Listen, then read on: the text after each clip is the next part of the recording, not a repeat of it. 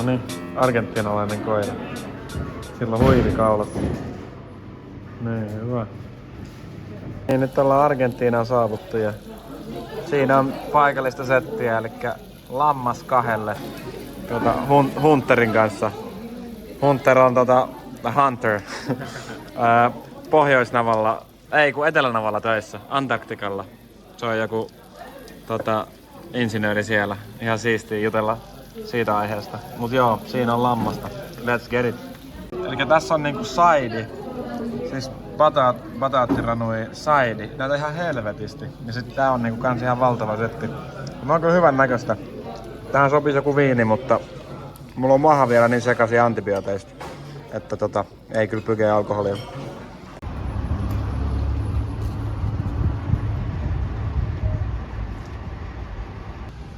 Vitsi kun kivan näköisiä kauppoja. Mä diggaan tossa Yerba Matestakin, niin tää on ihan taivas, kun täällä on kaikkea settiä myynnissä. Ei oo mikään ihan halvin mesta El Calafaten niinku ruoankaan puolesta. Täällä on tosi hyviä rafloja, missä myydään just viiniä ja lihaa, mutta ei ne ihan halpoja oo.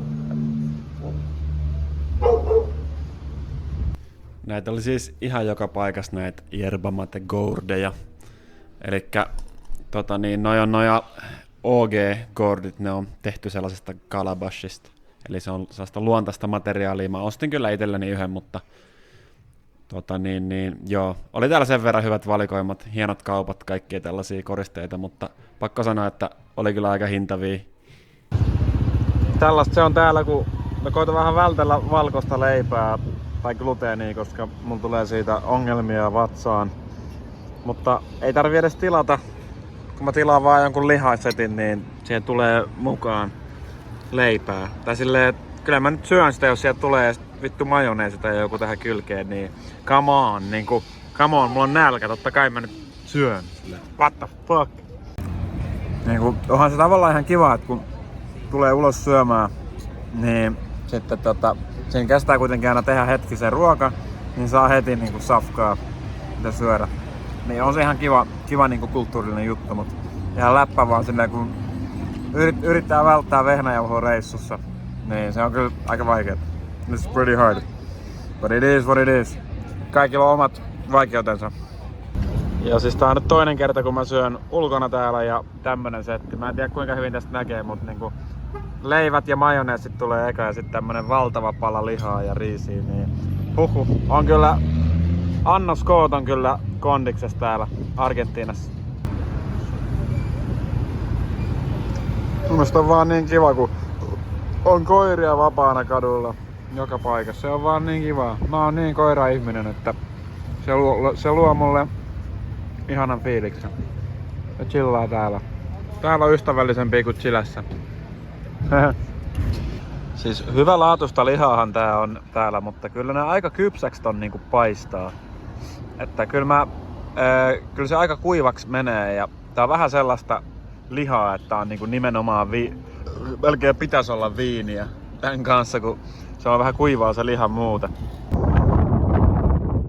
Siis kattokaa ne millaista paisemaa. Tää on El Calafate. Ja toi vesi on niin kirkkaan väristä. Tää on ihan crazy. Crazy!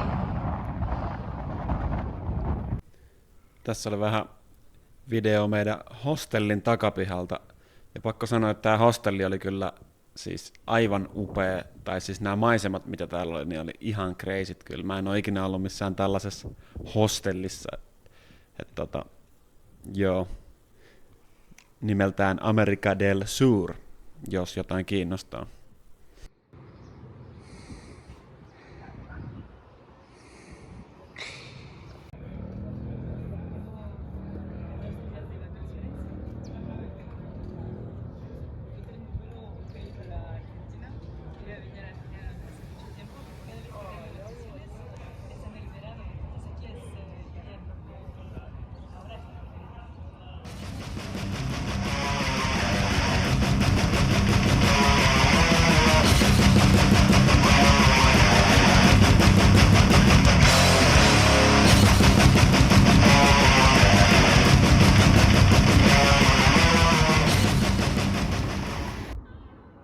No niin, siinä olisi nyt jäätikkö. Perito Moreno. Tää on vissiin aika iso. Niinku, kuinka kauan se oikein ylettyy. Tuolla paukkuu nyt siellä irtoilee vähän jäätä välillä. Onhan tää ihan vaikuttava kyllä, pakko sanoa. Tällaista settiä. Tää on vähän niinku Antarktika. Se on sit pelkkää tällaista koko paska. On sitä nyt tullut paskemmissakin mestoissa chillattua. Mä ajattelin tossa penkillä pienet meditationit. Niin joo. Ihan jees, ihan jees. Täällä on ihan chilli meininki. Pitää vähän venää pussiin joku tunti täällä rannalla, niin ei nyt kovin paha. Ei nyt kovin paha juttu kuitenkaan, jos miettii, niin ihan ok. No niin, tässä on El Chalten. Aika tommonen pieni kylä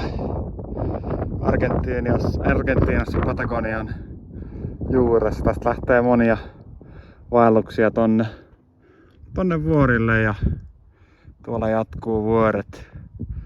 Ja sinne mennään huomenna jonnekin tonne kattelee mitä siellä oikein on. Ja tuolla mä kävin eilen.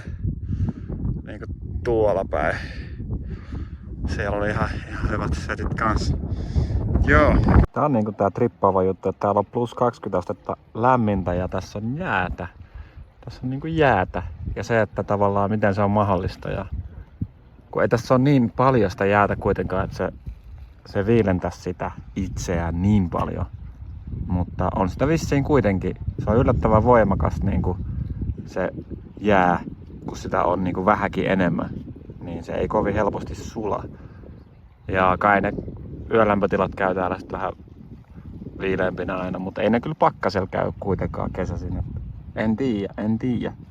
Tässä on meikä hostelli. Pakko vaan näyttää vähän maisemia siis.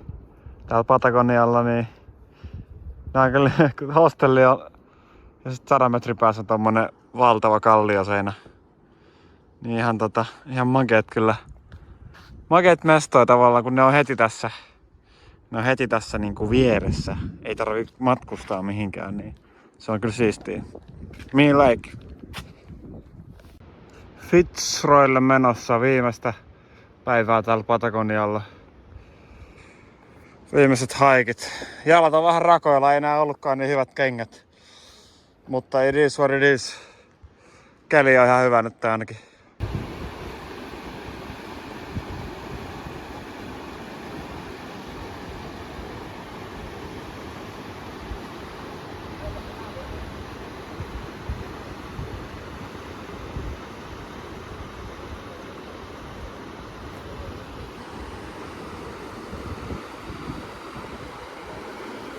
Täällä on tosiaan monissa näissä vaelluksissa niin sitten sen tavallaan aika sen huipun juurella on näitä majapaikkoja kanssa jengi telttailee täällä, kun ne haluaa tosiaan herätä aikaisin ja mennä katsomaan saman tien auringon nousua. Niin sitten joku tekee sen ihan alusta asti. Ne lähtee joskus 1 aamuyöllä vaeltamaan ja sitten joku telttailee täällä ja tekee silleesti. Tässä Fitzroyssa aika jyrkkä tää viimeinen kilometri. Tää on pelkkää tällaista jyrkkää nousua. Siinä luki joku kyltti, että good physical condition required tai jotain. Vittu, tiedättekö sen fiiliksen, kun te vaan päätätte, että te vaan meette. Mä vaan päätin, että mun ohi ei mene yksikään tyyppi. Ja mä meen vittu kaikkien ohi, ketä mä näen. Mä näen sen huipun tuolla. Mikään ei voi pysäyttää mua. Ymmärrättekö te? David fucking Goggins, se inspiroi mua ihan helvetisti. Ymmärrättekö te? Kipu on teidän ystävä. The struggle. That's what you want. Mä olin tällä viikolla 3 päivän Tony Robbins seminaarissa. Joku Time to Rise, tommonen online 3 tuntia per päivä setti, jossa niinku herätellään vähän energioita ja silleen mindsettei siihen, että mitä vittu se niinku vaatii, että sä pääst nextille levelille. Sun pitää muuttaa sun energiaa. sun pitää kertoa itselle sellaista tarinaa, minkä avulla sä pystyt menestymään. Mitä keskittyy niihin positiivisiin juttuihin. Vaikka paljon paskaa ja paljon ongelmia on aina ympärillä, niin ei jää vatvomaan siihen, vaan painaa eteenpäin. Hei, suurimmalla osalla ihmisistä niin on se ongelma, että suurimmalla osalla ihmisistä se on täysin mindsetistä kiinni, minkä takia ne ei esimerkiksi tule ikinä rikastumaan, koska ne ei niinku edes ajattele, että se on mahdollista. Ja sitten on tyyppejä, minä mukaan lukien, mä oon aina tiennyt, että mä tuun menestymään tavalla tai toisella. Mä en tiedä, tuleeko musta miljonääri tai biljonääri, mutta mä tiedän, että rahasta mun ei tarvii huolehtia mun elämässä. Sitä tulee olemaan tarpeeksi. Kaikilla on ehkä eri arvot ja eri tavoitteet.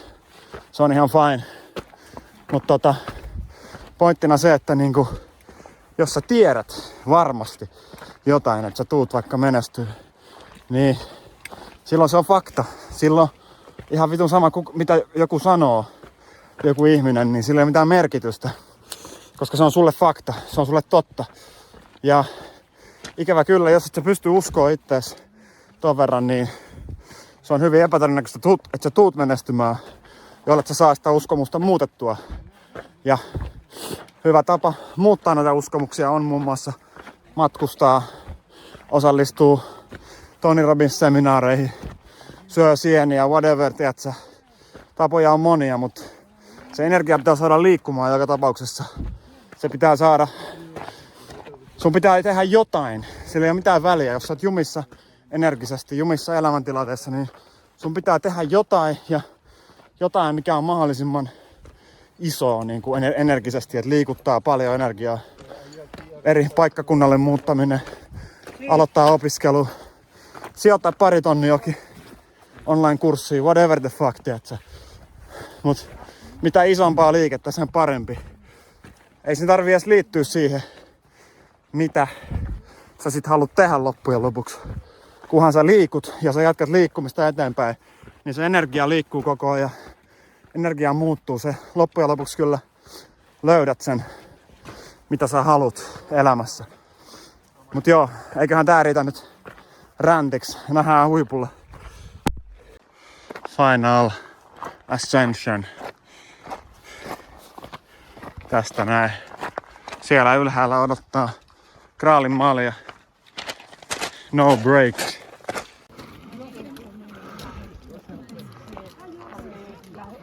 We fucking made it.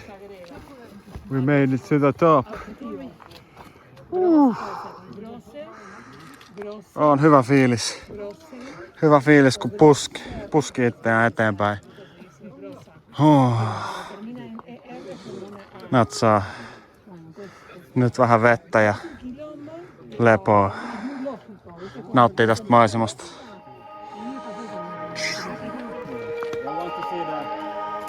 Yeah.